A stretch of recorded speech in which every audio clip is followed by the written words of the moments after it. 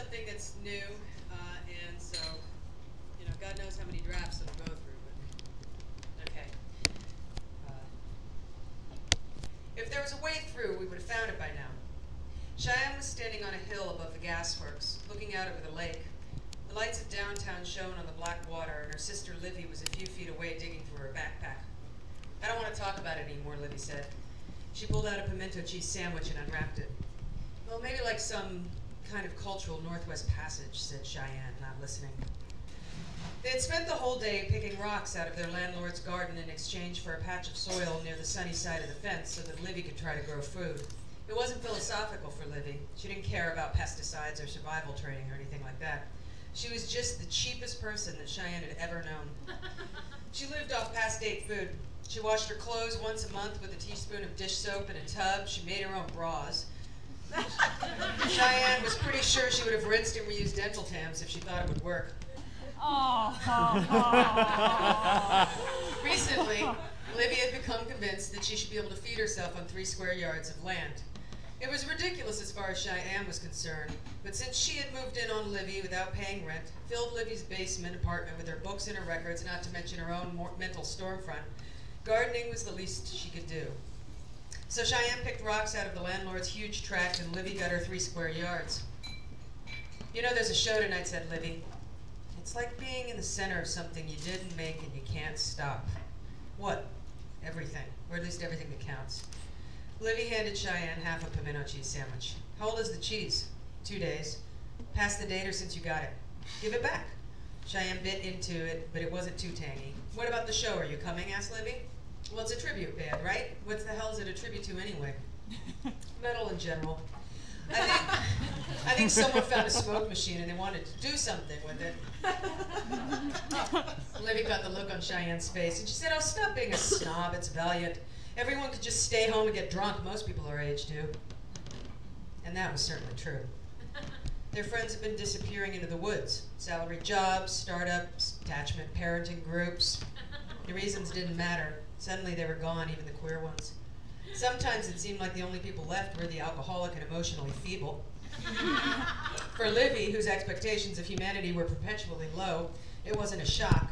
She didn't feel betrayed. The failure of their friends to come up to the plate in some kind of profound psycho-spiritual way was their problem. In fact, she made a career out of haunting the garage sales they inevitably had to doff their former lives, heartlessly using their desire to move on against them. You know, you're not going to need that Fender Twin where you're going, the great social departure, her windfall. But Cheyenne had been gone when this all happened. She had not seen it coming. She had spent the last 4 years married and living on a college campus in the snow thousands of miles away. The disintegration of passion and ambition among their friends was a sudden change for her because she hadn't watched it happen. And it hit her hard. Not settling down, just settling. That's how she saw it. Like they'd been waiting for it all along, just counting down the days. Oh great, glad that's over. Now I can finally kick back and have some barbecue and beer, like it was inevitable. The worst part of it is, it didn't just change who they were today, it changed who they had been. Because if that's all they'd wanted the whole time, then they were never who they really seemed to be anyway. And for Cheyenne, it was a loss that ran in both directions of the timeline. She had thought coming back home would be coming back to her old friends' circle of friends, but it wasn't. She had arrived instead at a new nowhere. Will Essex be at the show, she asked. I think so, said Livy. He broke up with that girl. Oh, God. There's no way I'm spending the whole night with a metal solo in one ear and Essex in the other. What a bleeder. It's only depressing if you listen. I can't believe anybody would go out with him, she said. Remember that girl from the co-op, Livy said? She did his chart and said it was like an asteroid shower in a solar system where every planet was Pluto. She dumped him on the spot, claimed it was like working in an astrological hospice. Told him to stop looking for a girlfriend and start saving for a second caregiver. I think she even gave him the number of a shaman near Philadelphia who works over the phone. Fuck, I wish I was around for that. I think I told you. Well, where was I? Brooklyn or Vermont? Well, said Cheyenne, if I was in Vermont, I wouldn't have cared, and if I was in Brooklyn, I wouldn't have noticed. Blinking, she saw a room of brown shadows, tantric carnivals projected onto a vellum screen, power cut to half the city, the other half lit by arc light. There's just no real way to mourn anymore. She ate her sandwich, a fighter jet flew overhead. Down by the marinas on the edge of the lake were pricks of color from lanterns strung between masts and pulpits, tillers and shrouds. Cheyenne watched a small tethered boat rock softly on the water. People were getting married. Do you really think something new can come into the world, she asked. Happens all the time.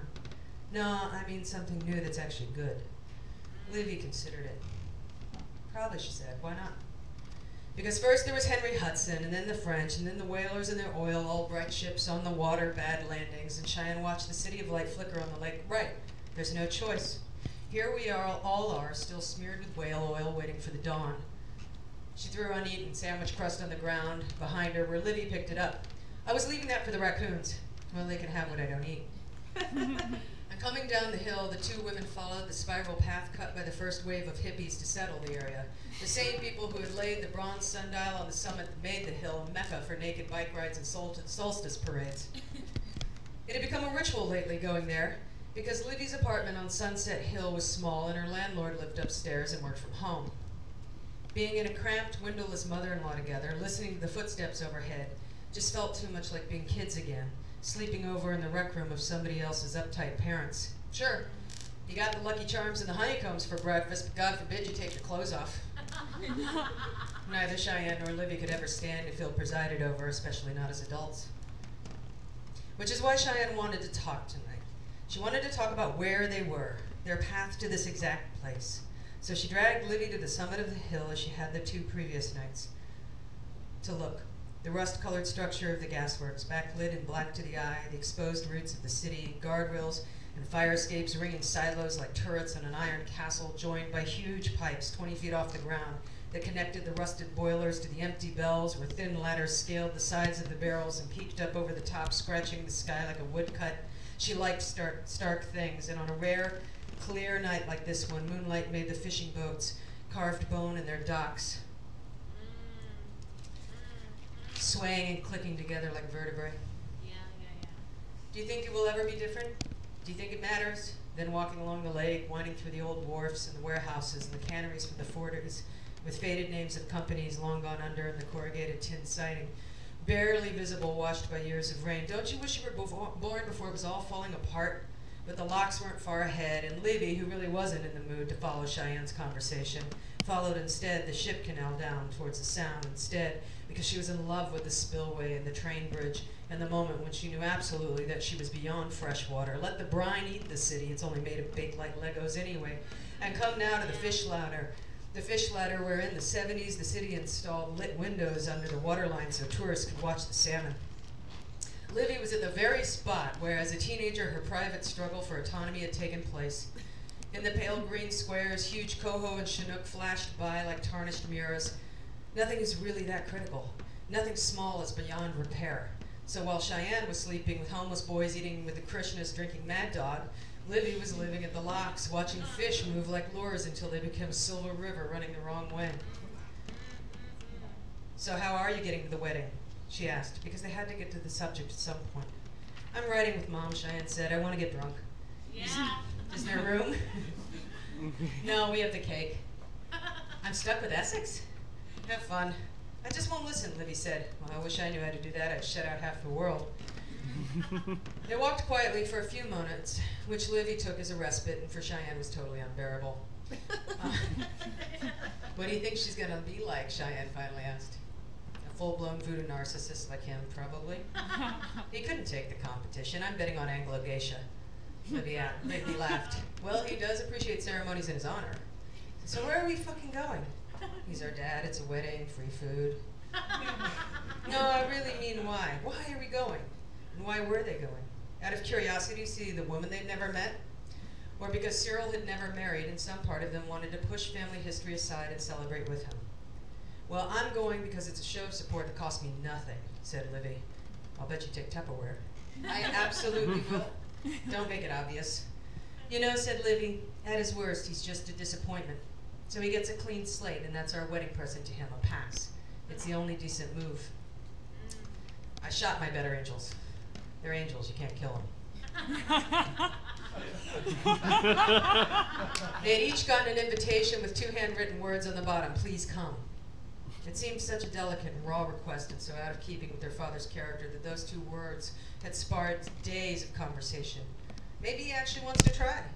Maybe she's making him do it. Maybe he's got cancer and guilt is suppressing his immune system. No, wait. Maybe he found God and God said unto him, stop being such a dick. They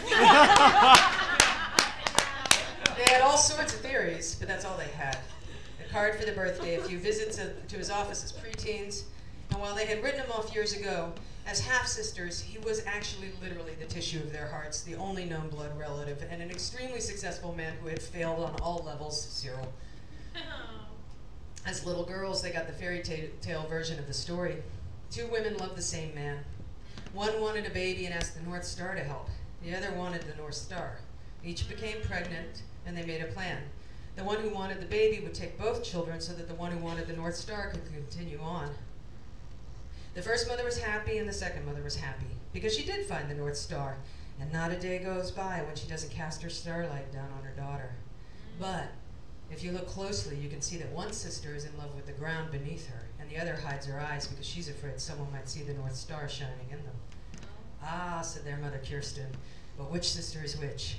And it drove Livy and Cheyenne fucking batshit crazy.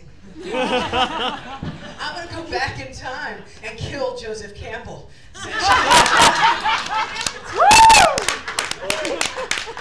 hate how her voice gets when she says North Star, says Livy.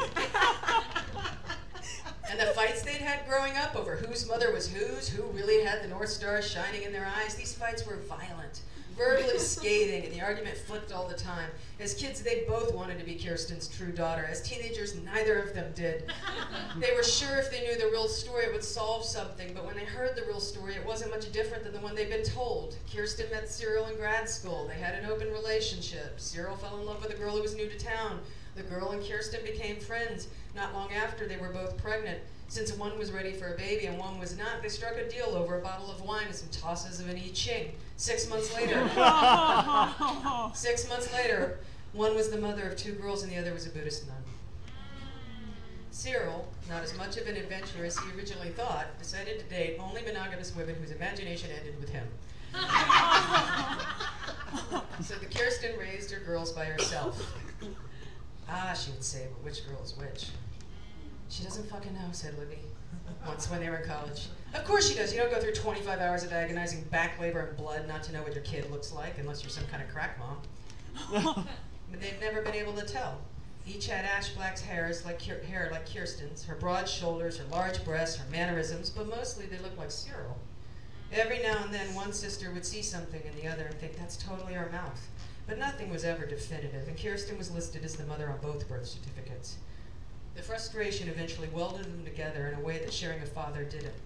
All hail the philosopher king. They had nothing of him to hold on to, and so that nothing became something, a private silent island. And now, Cyril was finally getting married, and they were supposed to push history aside, and for the first time, go act like a family. If I'm running with Essex tomorrow, said Livy, you're going to the show tonight. Cheyenne stared into the canal like she was trying to find coins at the bottom. Or maybe like the world had fallen apart and nobody else had noticed. I can't believe I'm back, she whispered.